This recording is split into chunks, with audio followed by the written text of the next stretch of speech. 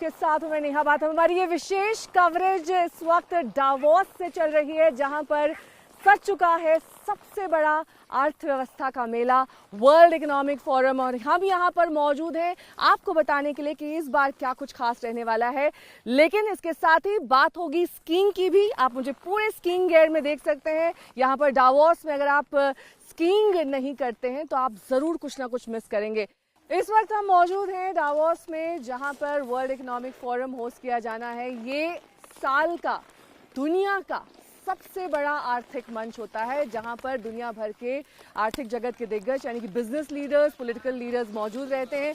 राहुल कंवर मेरे सहयोगी मेरे साथ हैं, जो कि 2018 में यहां पर आए थे वर्ल्ड इकोनॉमिक फोरम कवर करने के लिए। राहुल, उस वक्त का अनुभव कैसा रहा था, क्योंकि तब प्रधानमंत्री मोदी भी यहाँ पर मौजूद थे। 2018 का साल नेहा प्रधानमंत्री मोदी का साल था डावोस में, और बहुत धूम थी भारत की।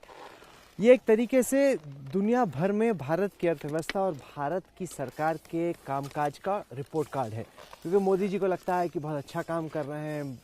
दुनिया भर के जो निवेशक हैं बहुत उत्साहित हैं भारत को लेकर, लेकिन जो बड़ी बड़ी कंपनियां हैं क्या वो वाकई में उत्साहित हैं? उनके मालिक, उनके सीईओज, उनके मैनेजिंग डायरेक्टर्स यहाँ पे आते हैं, और 2019 में देखना ये है कि क्या अभी भी भारत में निवेश करने के बारे में वो लोग सोच रहे हैं, या इस वक्त वो एक वेट एंड वॉच की पॉलिसी अपना रहे हैं कि भाई पहले चुनाव हो जाए, पता चले कि मोदी जी वापस आ रहे हैं या कोई दूसरी सरकार आ रही, फिर तय करना है कि भारत में निवेश करना है या नहीं। भारत की सरकार की तरफ से मैसेज ये दिया जा रहा है कि 2024 तक हम ही हैं और आपने हम ही को बैक करना है, और जो हम लोगों ने पिछले 4.5 साल में काम किया है उसी को हम आगे बढ़ाएंगे। लेकिन यहाँ पे पता चलेगा कि क्या उसी तरह का उत्साह दुनिया भर के जो इकोनॉमिक लीडर्स हैं उनमें भी है या नहीं। यानी कि इमेज परसेप्शन की बात होगी कि प्रधानमंत्री नरेंद्र मोदी की दुनिया भर में किस तरह से उनकी चर्चा होती है, कौन से वो फैक्टर्स हैं जिसे लेकर ये कहा जा सकता है कि प्रधानमंत्री दोबारा यानी कि 2019 में चुनाव जीतेंगे या दोबारा आएंगे सत्ता में। ये तमाम बातें यहाँ पर वर्ल्ड इकोनॉमिक फोरम में बिजनेस जगत के लीडर से पता चलेगी। लेकिन आपको दिखा देते हैं उससे पहले कि पिछली बार यानी कि 2018 में क्या कुछ था खास वर्ल्ड इकोनॉमिक फोरम में। स्विट्जरलैंड के दावोस में पूरी दुनिया के बड़े राजनेता और दिग्गज कारोबारी एक बार फिर एक मंच पर इकट्ठा हुए हैं। चर्चा होगी कि कैसे पूरी दुनिया में कारोबारी माहौल को सुधारा जाए, सभी देशों के बीच आर्थिक रिश्ते कैसे मजबूत किए जाएं। स्ट्रैटेजी तैयार होगी वैश्विक मंदी से दुनिया को उभारने की। दावोस में आज से वर्ल्ड इकोनॉमिक फोरम की शुरुआत हो गई है। हर साल वर्ल्ड इकोनॉमिक फोरम में दुनिया भर के दिग्गज जुटते हैं और आर्थिक चुनौतियों पर रणनीति बनाते हैं। वर्ल्ड इकोनॉमिक फोरम में हर साल कोई थीम तय की जाती है और फिर उस पर दुनिया भर के राष्ट्राध्यक्ष और कॉरपोरेट दिग्गज चर्चा करते हैं। इस साल हो रहे सम्मेलन को नाम दिया गया है ग्लोबलाइजेशन 4.0, यानी चौथी औद्योगिक क्रांति के दौर में ग्लोबल ढांचे का आकार। पिछले साल की तरह इस साल भी भारत को फोकस में रखकर WEF में सत्र होंगे, जिसमें वित्त मंत्री अरुण जेटली, महाराष्ट्र के मुख्यमंत्री देवेंद्र फडणवीस, आंध्र प्रदेश के मुख्यमंत्री चंद्रबाबू नायडू भी हिस्सा लेंगे। इसके अलावा कॉमर्स मिनिस्टर सुरेश प्रभु समेत 100 उद्योगपति हिस्सा लेंगे। वर्ल्ड इकोनॉमिक फोरम एक गैर लाभकारी संस्था है जिसकी स्थापना क्लॉस श्वाब ने 1971 में की थी। पहले इसका नाम यूरोपियन प्रबंधन था, जिसे 1987 में बदलकर वर्ल्ड इकोनॉमिक फोरम कर दिया गया। WEF का मिशन विश्व में कारोबार, राजनीति, शैक्षिक और दूसरे क्षेत्र में दिग्गजों के साथ मिलकर वैश्विक, क्षेत्रीय और औद्योगिक दिशा तय करना है। साल में वर्ल्ड इकोनॉमिक फोरम की 2 बैठकें होती हैं, एक शीतकालीन और दूसरी ग्रीष्मकालीन। शीतकालीन बैठक का आयोजन दावोस में होता है, जबकि ग्रीष्मकालीन बैठक का आयोजन चीन में किया जाता है। दावोस में आज से शुरू हुआ वर्ल्ड इकोनॉमिक फोरम का शिखर सम्मेलन 25 जनवरी तक चलेगा। दावोस में हर साल होने वाला ये सालाना आयोजन इस मंच का सबसे अहम कार्यक्रम है। जनवरी के महीने में सालाना बैठक में ही वर्ल्ड इकोनॉमी के मुद्दे पर चर्चा होती है। इसमें भागीदारी के लिए अलग अलग देशों को निमंत्रण भेजा जाता है। कई बार ऐसा मौका आया है कि इसी मंच पर माथापच्ची के बाद कई समस्याओं का समाधान किया गया है। पिछले साल पीएम मोदी भी दावोस पहुंचे थे। 21 साल में पहला मौका था जब भारतीय पीएम ने दावोस में सबसे बड़े आर्थिक मेले में कदम रखे थे। मोदी से पहले 1997 में देवेगौड़ा दावोस गए थे।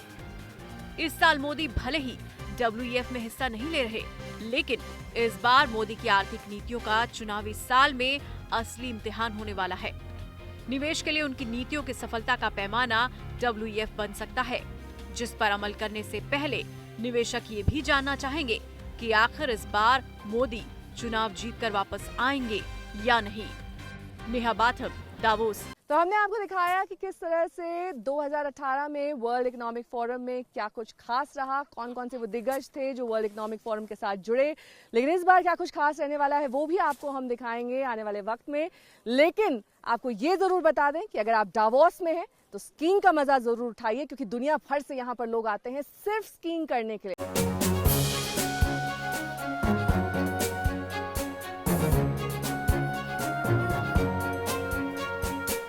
स्विट्जरलैंड का दावोस केवल दुनिया भर के आर्थिक और कारोबारी दिग्गजों के लिए ही सालाना जलसा आयोजित नहीं करता है। यहाँ तो साल भर सैलानियों की भी आवाजाही लगी रहती है। सैलानियों के लिए यहाँ सबसे पसंदीदा सैरगाह अगर कोई है तो वो है स्कीइंग, यानी बर्फ पर दौड़ लगाना। लेकिन इसके लिए थोड़ी तैयारी करनी पड़ती है, जिसकी शुरुआत स्कीइंग गियर्स को तलाशने से होती है। तो दुनिया भर से सैलानी आते हैं डावोस में स्कीइंग का मजा लेने के लिए, लेकिन ये मजा तभी आपके लिए पूरा होगा अगर आप प्रॉपर स्कीइंग गियर में हो। और स्कीइंग गियर यहाँ पर रेंट पर भी लिया जा सकता है, खरीदा भी जा सकता है। कि ऐसे स्टोर में यहाँ पर मौजूद हैं जहाँ पर आप स्कीइंग बोर्ड देख सकते हैं, अलग अलग साइजेस के शूज़ हैं। हालांकि इन शूज़ को पहनने के लिए आपको यहाँ पर जो स्टोर में लोग हैं उनकी हेल्प लेनी पड़ेगी। नॉर्मल स्पोर्ट शूज़ नहीं है, ये खास तौर पर डिज़ाइन किए जाते हैं स्कीइंग के लिए। और इसकी वजह से ही आप स्किड नहीं होते हैं जब आप स्कीइंग करते हैं, जब आप इन स्कीइंग बोर्ड्स पे होते हैं। और इधर की तरफ अगर हम आपको ले चलें तो क्योंकि मैंने ये स्कीइंग बूट्स ऑलरेडी पहन चुके हैं और इसके ऊपर मैंने ये पैंट्स भी पहने हैं जो स्कीइंग के लिए डिज़ाइन किए गए हैं, थोड़ा सा चलना मुश्किल हो रहा है। लेकिन आपको ज़रूर दिखाना चाहेंगे, यहाँ पर हेलमेट्स भी हैं और एंटी ग्लेयर चश्मे जो कि आपको उस ऑल्टीट्यूड पर सूरज की रोशनी की चमक से बचाते हैं। तमाम चीज़ें यहाँ पर, कैप्स, ग्लव्स, जो कुछ भी स्कीइंग के लिए चाहिए होता है वो इस स्टोर के अंदर मौजूद है। तो ज़रूरत है आपको वार्म रहने की,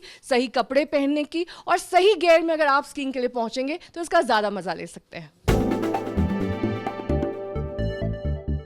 स्कीइंग गियर तो मिल जाए, लेकिन अब इन गियरों का इस्तेमाल कैसे करना है, ये जानना भी दिलचस्प और ज़रूरी है।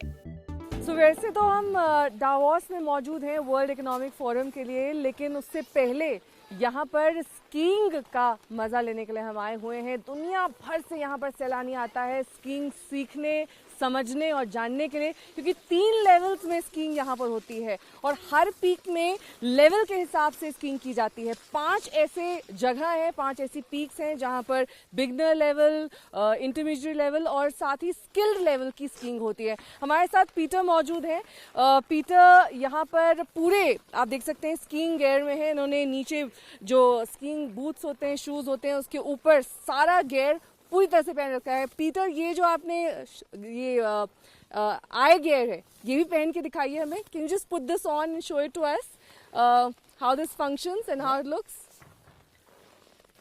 ये देखिए, ये एक्चुअल में जब आप पूरी तरह से स्कीइंग गियर पहने होंगे आप ऐसे दिखाई देंगे। और अब पीटर हमें बताएंगे कि ये जो पीछे हमारे स्कीइंग बोर्ड है और साथ ही ये जो 2 स्टिक्स हैं, Peter, what do you call them and what do you call this and how do you wear them?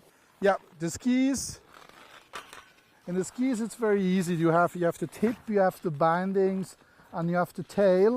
And nowadays, the skis are shaped like a lady. It helps very much to make the turns. So this you put on your feet with these boots you have, and then to stabilize and to turn.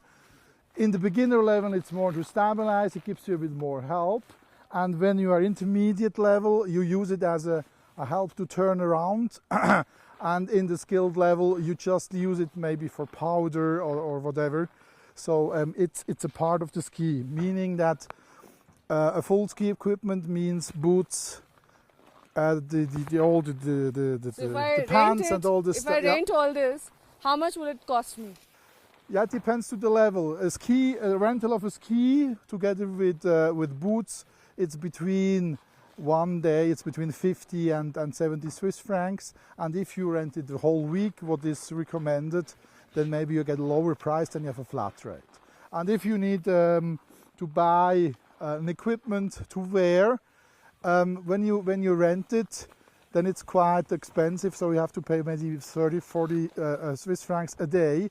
So maybe it's cheaper to get one in a ski shop or wherever, to buy your own, because you can always need a jacket here in Davos, just not just for skiing, also for walk around, because it's freezing enough here. So Peter ये बता रहे हैं कि जो equipment है वो भले ही आप रेंट कर लें, 50 से 70 स्विस फ्रैंक इसकी कॉस्ट आती है, और 1 स्विस फ्रैंक करीबन 80 भारतीय रुपए के मुद्रा में अगर इसे काउंट करें तो उतना आता है, यानी कि तकरीबन 3 से 4,500 रुपए अगर आप पूरा स्कीइंग इक्विपमेंट रेंट करते हैं। लेकिन अगर आप स्कीइंग गियर यानी कि जो कॉस्ट्यूम है वो रेंट करते हैं तो वो खरीदना ज़्यादा बेहतर है, क्योंकि पीटर ये बता रहे हैं कि अगर आप बार बार स्कीइंग का मज़ा लेने यहाँ आते हैं, बार बार स्कीइंग करना चाहते हैं, तो खरीदना आपके लिए ज़्यादा इकोनॉमिकल होगा बनस्बत कि आप उसे रेंट करते हैं। Peter, how long have you been doing this?